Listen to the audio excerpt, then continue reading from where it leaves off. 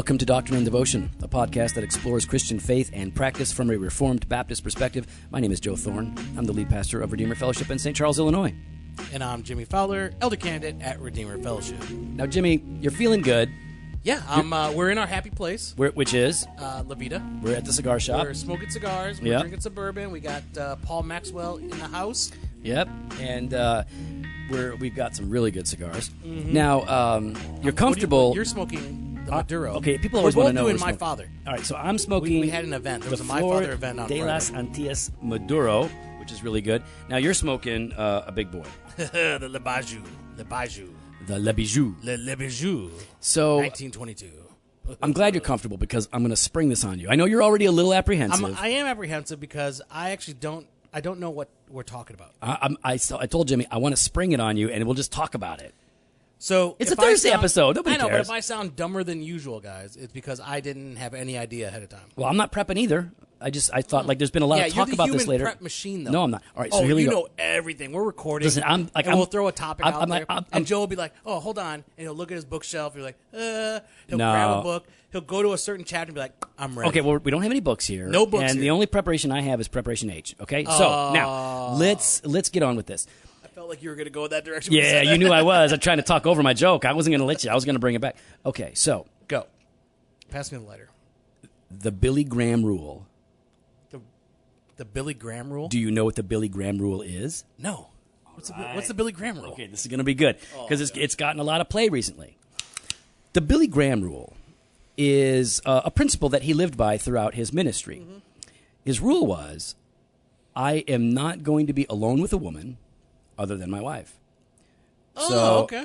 In order to just sort of protect myself, to protect other people. Now, is this coming up because of Vice President Pence? Maybe. Okay. Yeah. See, we're so current. Yeah. We're so current. VPP. What? VP Pence. All right, there you go. VPP. You done with VPP? Yeah, you know me. You are? Wow. Yeah. So that's because you voted for that team. I can't. No. Wait. Homeland Security. Never mind. Oh, yes. Oh, I'm not gonna say my we thought. love our president. Trump is our president. All of our president. All right. So we just lost all of our Southern listeners.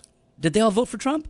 I would assume so. Wow, that was pretty prejudicial right there. You think so? Oh yeah, you just. I don't know. Let's go ahead and ask Russell Moore. Okay, I'm gonna. Let's ask him what he's dealing with right now. All right, so the Billy Graham rule. Billy Graham rule. Not going to be alone with a woman. Adopted by a lot of pastors, so that they simply will not meet with women alone. And what this oftentimes hold on, they will not meet with women alone. Right. Gotcha. Other than their wife, of course, and their family, their kids, or whatever. So, is this a good rule? Is it a bad rule? Like, what are your thoughts on it? I've got thoughts on it. Well, is there? Here's how we try to do things. Yeah. How is that a good rule? How can it be a bad rule? Okay. I think it's a good rule. One, to resist temptation. Okay, so you just you're afraid if you meet with a woman alone, no, you're just going to start making out. I'm saying there might be some that feel like they can't. But what about you? What about me? you? Yeah. I have the most beautiful woman in the world at my house. Right. Why am I going to go have hot dogs? Okay, so you'll meet with women alone. No, I didn't say that. I'm just saying. You asked the question, would I do that? Would you have that? Okay, so do you follow the Billy Graham rule? Do I follow the Billy Graham rule? Yes and no. Okay. In what ways? In what ways? I think it depends on the context. Like, have I met with women alone? Yes. But have I met them in a secluded, isolated area? No. Right. Has it always been in public? Yes. Have I never told my wife ahead of time about the meeting? Wait, how did I word that? I think you can say no. Okay, so no. I like how you interview yourself. That's not annoying at all when people do that. No, because everyone so do wants I to like know, this? Well, everyone yes, wants I to know do. what the fofo thinks on the subject. All right. So you're not, providing anything, so I got to make it happen. I'm letting you roll, man. Here we go. Roll. So is that a fat joke because I'm round? No. That was a Hey, fat Taylor. joke because I'm round. Oh, change the subject. Taylor Gabriel. Change the subject. What were we talking about? Fatness? I don't know. Anyways, keep going. The Billy Graham rule. Billy Graham rule. It has different forms and whatnot, and there are some people that are just blasting away at anybody who would say, because it feels patriarchal, it feels like it paints women in a bad light, like they're the problem. I'm not blaming the woman. No. Oh. People say this about Some people say this about people who follow the Billy Graham rule. Okay. Others would say, like, okay, so it either means that you think low of women, that you can't meet with them, or you think low of yourself, that you have no self-control, you can't meet with a woman. And so they have a lot of questions and a lot of pushback. So I think for pastors, most pastors I know, in general, do not meet with women alone for counseling. They don't meet with women alone in any kind of secluded sense. And some of them have really hard rules where they simply do not meet with women alone in any form, in any context. Now, for us, like you said, you want to say something? No, I'm going to ask this after. Okay, so you said that you have met and will meet with a woman, just you and her, if it's in a public context. In a public context. So some people would say, well, then you're not alone. Like, okay, well then fine. Okay. But and that is my policy. I don't meet with a woman at the church unless there are other people present. I don't. But I will meet a woman at the church if other people are there. I'll meet with a woman at a coffee shop. And at the church, I've seen it. I know you don't close the door all the way. No. I just assume. Now, listen, if we need privacy and all that, we can have a certain level of that. But if there really is serious counseling going on, we bring other people into that mix, or we refer them, and that's really just not just for women. I mean, realistically, I meet with a small. I mean, I would say it's a very small percentage of men alone without anybody else around. Usually, there's other people around, whether it's at the church or the coffee shop or at the cigar shop or wherever. So, in one sense, I want to say this is not a problem. If you're saying, listen, the reason. So here's what people would say. The reason they follow a kind of Billy Graham rule is because A, they don't want it to look like anything inappropriate is going on. Yeah, I think perception. Yeah, perception becomes people's reality, and then you could kind of really just one accusation. That's all it takes, right? So I get that. So be above reproach. They want to make sure that their reputation is intact, and they're not making people wonder what's going on. So we get that. Other people are concerned that, if you're meeting with a person of the opposite sex regularly in private, that things can happen. Emotions can happen if there's a friendship, if there's a connection. Well, and we've seen that happen. I mean, I know personally of some pastors that has happened. So do I. Yeah. We've also know even in the public sphere of celebrity pastors that has happened to, and they've lost their ministries and whatnot. Right. And those are known because they're well-known celebrity types. But there are even more that aren't well-known that this happens to. So we get that there is a danger in close relationships between sexes where lines get blurred and whatnot. So when I'm thinking about this rule, I would say that on the one hand, there is some wisdom, a lot of wisdom, in being careful how people of the opposite sex spend time together and interact. And I do think being truly alone with one another outside of, certainly there are contexts where that has to happen. And it may be vocationally, it may be, but as ministers, I think that we do need to be careful. But on the other hand, there are hard lines that people draw on this. And I had a professor in seminary who told me, if I was driving my car down the road and I saw a woman broke down on the side of the road and it was raining out and she needed a ride to the gas station, I would not pick her up because we would be alone in my car. Okay. Now, you said you would not be alone with a woman. Mm-mm. What about in that case? Well, I've had that happen. Okay. Not in that exact scenario. But what I did in that case was actually I called a friend. Kept him on the line? Kept him on the line. See? While I was driving. Right. In fact, I had a buddy. I don't want to say who it was, but it was Steve McCoy. And no, you can't say his I just name. said his name. Yeah, I just said his name. Actually, this story doesn't make him look bad. So you can say it makes Steve him look McCoy. Good. So Steve McCoy, the godliest man I know, my best friend. Okay. Go. Oh, really? Nah, now he don't live here. So now, if he moves here, you're in trouble. So Steve got in a situation where he essentially got trapped into driving this young lady home. And that's just not something that he does. So he called his wife. He couldn't get her on the phone. So he called me, and he's like, and I'm like, all right, let's just talk on the phone. So we did same thing. Now, this guy was like, okay, what if you don't have a cell phone? Do you just leave her on the side of the road? I couldn't do that. So what you're I couldn't do that. what you're saying now? I asked that to the prof, and you know what he said? What's that? He said I would let her take my car, and I'd stay by hers. Really? Yeah. Man, I got a bridge you can buy. Yeah, I know. There's a sucker born every minute. Look, the reality is ministry involves risk. Mm-hmm. It involves necessary risk. You are going to be in situations where, in general and on principle, you're not doing things where you just might have to take the gamble. And, yeah, I think there are going to be situations where, you know what? Jesus was accused of all kinds of things that weren't true of him because of how it looked to some people, or people took the opportunity to judge him falsely. Good point. So I think that rules are good. Like I have rules that I live by. Like I don't wear short pants if I'm not swimming, sleeping, or working out. I ain't wearing the short pants. We have not talked. You wear short pants while you work out?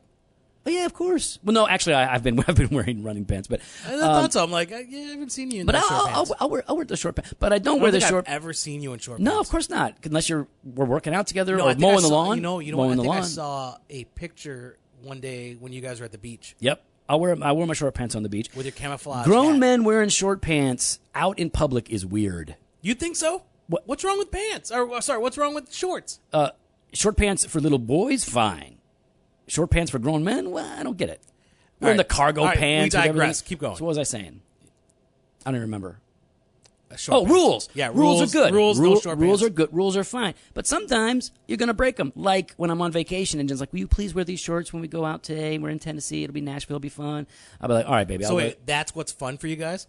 When we're like, that's what's fun. And she's like, hey, here's something really special. No, it's not really special. Wear some short she didn't pants. say really special. No, you listen, made it sound like that. You well, just first you of went all, through this whole thing. First of all, I have really good legs. My legs are like tight. You do they not. Look, I've seen your legs. My legs are they're white. They are almost translucent. They are. They look like they have the skin of a jellyfish. Disgusting. No, my legs are. Roll them up, Paul. Tell him. Disgusting. Okay, Paul. Now Paul is ripped. Yeah. Paul is ripped. He is he takes his health very seriously. He's like a jacked up Lex Luthor. Look at him.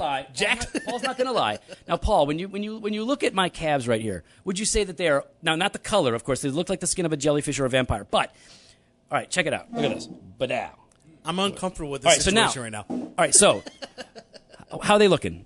Like a sexy jellyfish. Yeah, that's right. Thank you, Paul. So, anyways, no, she was just saying like, hey, you know what? We'll go out. No standards, Paul. She likes it when I wear shorts. I don't wear shorts, so on vacation, that's what's special. She was like, why don't you wear sport? Maybe wear some shorts for me. Hey, whatever it takes. So here's the thing: you got these rules. It's okay, but there are going to be situations where the good of that person and your call by God to help that person might run into conflict with your man-made rule, and so something's got to give. What are you going to do? You're going to leave somebody stranded? You're not going to help them? You're not going to serve them? Yeah, what is that professor like? How does he go to give me a second. Okay, how does he go to what? No, stop it. What? He goes He goes to the store. No, the parable. The parable of the short pants. No, I have no idea what you're talking about. It gets The Good Samaritan, Here we the go. most All right, well-known go back, parable. go No, back, that's go not. back. We're not No, cutting go that out. back. We're not cutting that out. So how does that professor? How does he deal with the parable of the Good Samaritan? Well, first of all, those were two dudes. But I'm talking about that principle still applies to be helping. They don't care about dudes, which is weird. They don't care about dudes? No, they don't care about meeting alone with dudes. They only care about meeting alone with people of the opposite sex. All right. But who's to say that there wouldn't be some kind of a homosexual thing start? Good point. It happens. It happens. That stuff happens. So it's. Listen, I would say I think you're right. And what he would say is, well, listen, that person, they're not alone. They're on the street. They're out. They're hanging out. Not secluded in a car where nobody could see or we could drive around. Okay, all right. So I get the concern. I get the fear.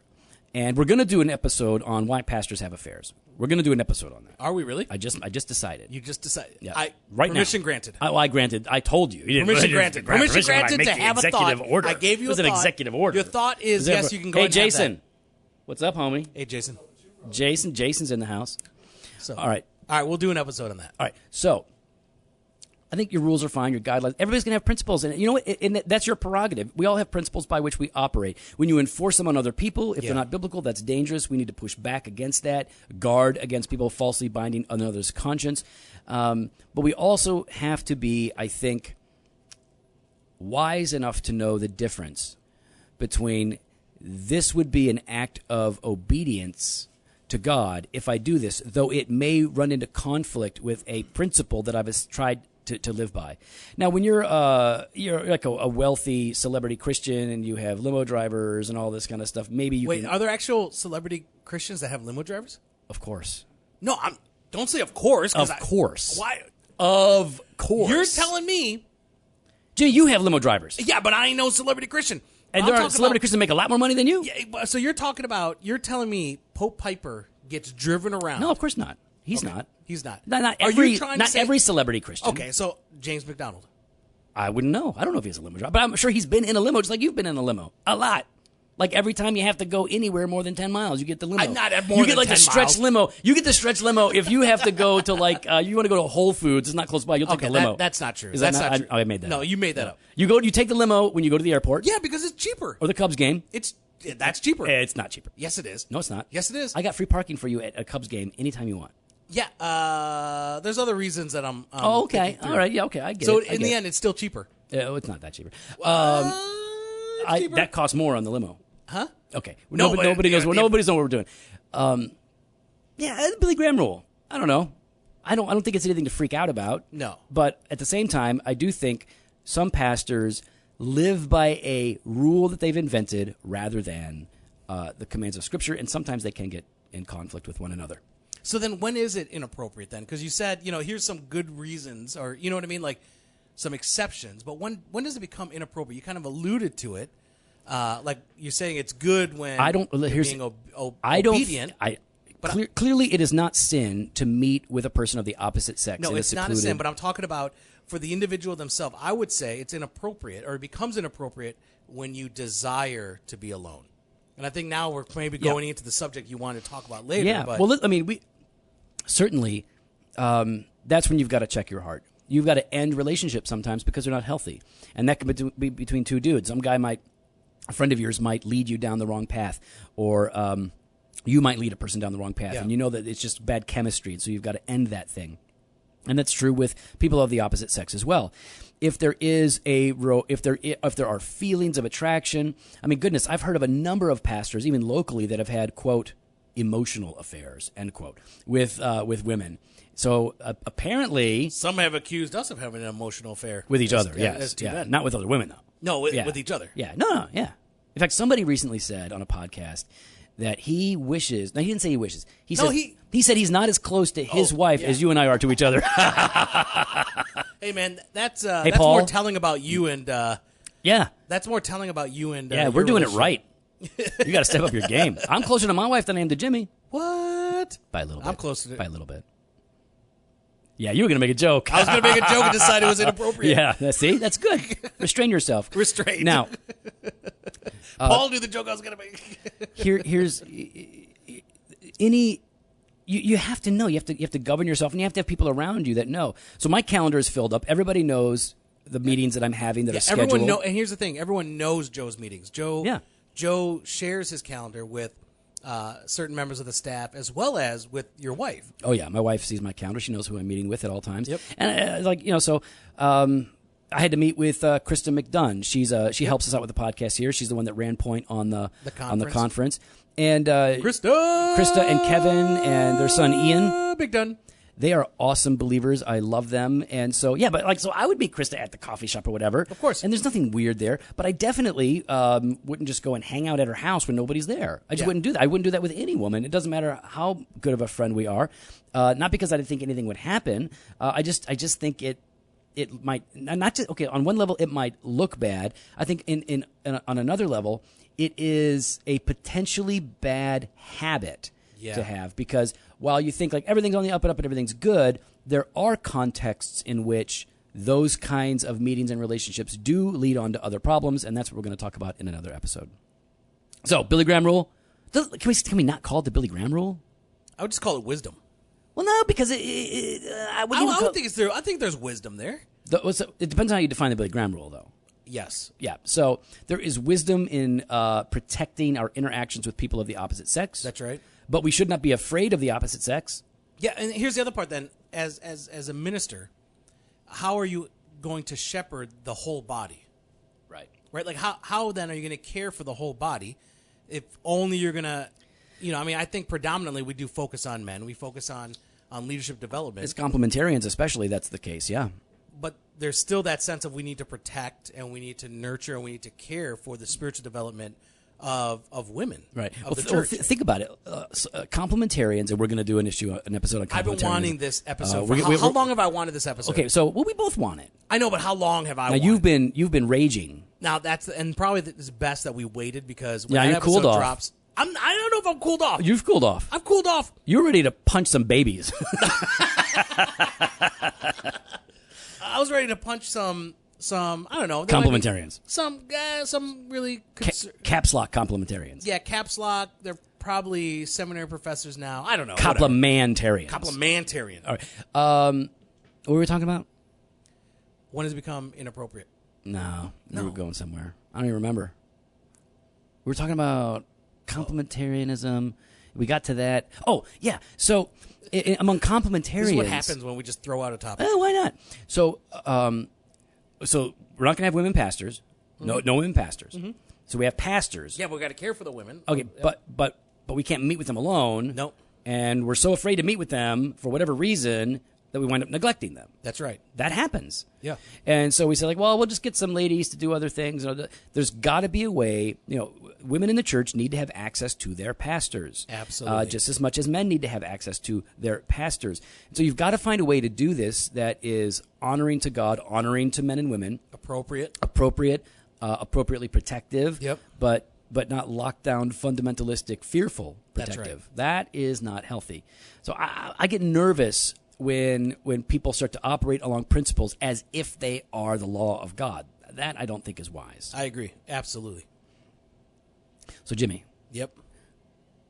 If, let's say, a woman needs counsel, and she says, I want to meet with one of the pastors, right? And when you become a pastor, Yep. Hopefully soon.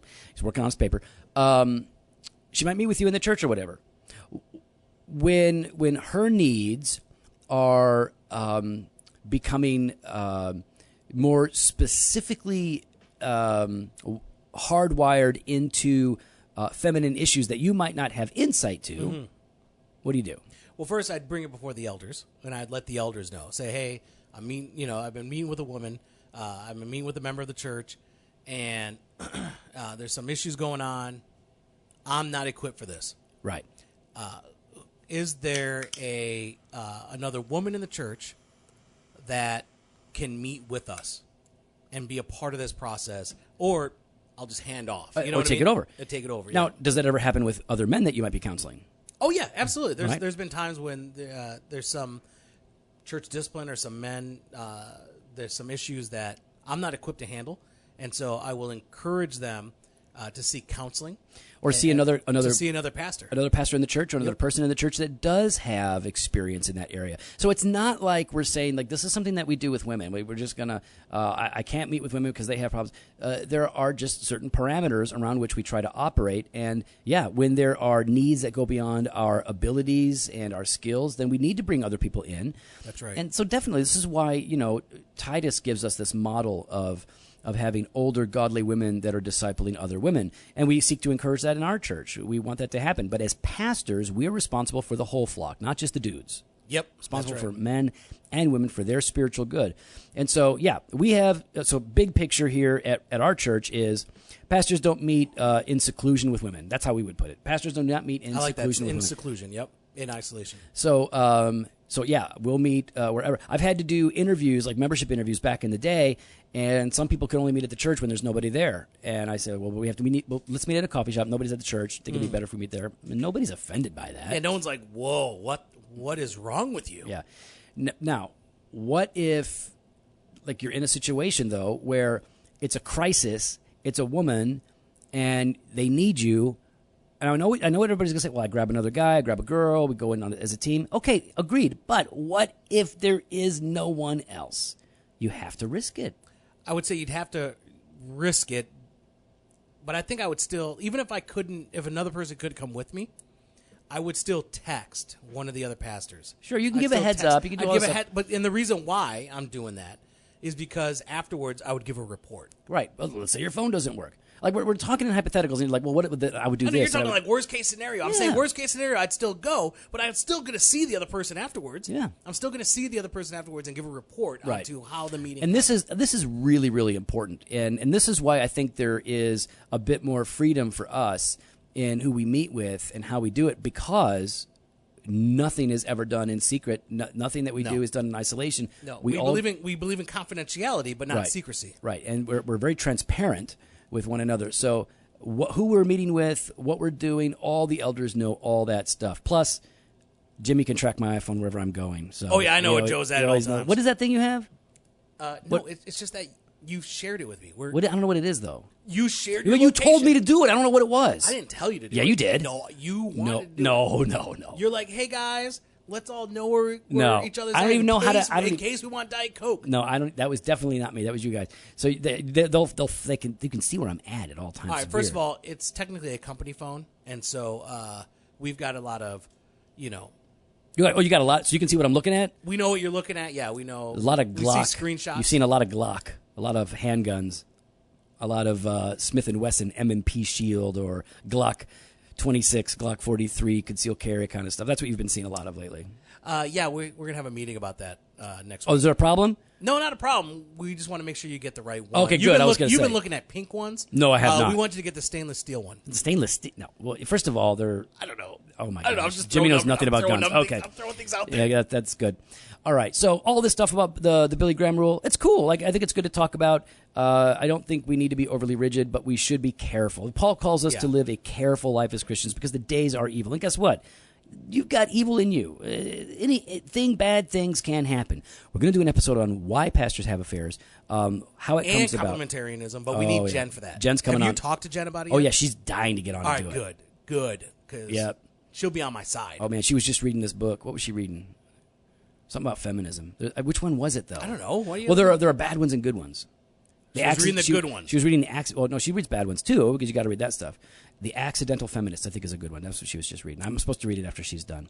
All right, so Joe, Yeah. how can people be part of the conversation? What conversation? Our conversation Well, they can't. We're on right social ahead. media. Oh, then they just do it on Twitter. Oh, what's that handle? What? What's our handle, dude? Really? I don't know what you're talking about. You can follow us on Instagram and Twitter at Okay. Doc and Devo, or on Facebook /Doctrine and Devotion. You can head on to the website, drdevotion.com. You can click on the sign up page, the contact We have us Twitter? page, with the store. You can grab some gear. You can also head on over to Amazon, leave an honest 5-star review for all 3 of Joe Thorne's new books, his trilogy on the church. And just so you know, he did write a second book called Experience of the Trinity. Shut up. Please buy it. They one know. else has. Everybody knows about it. It's on the website. No one knows about it. Yeah, I'll know about it. All right, please buy the book. Fresh need to buy the Pod book. every Monday and Thursday. Blog posts on Wednesdays. Video content on Fridays sometime in the future. Never. Future. Never gonna happen. It's gonna happen when we finally get time. When we're done with this, we got our meeting All about right, we're gonna have a future meeting. podcasts. Okay, let's have our meeting. Later.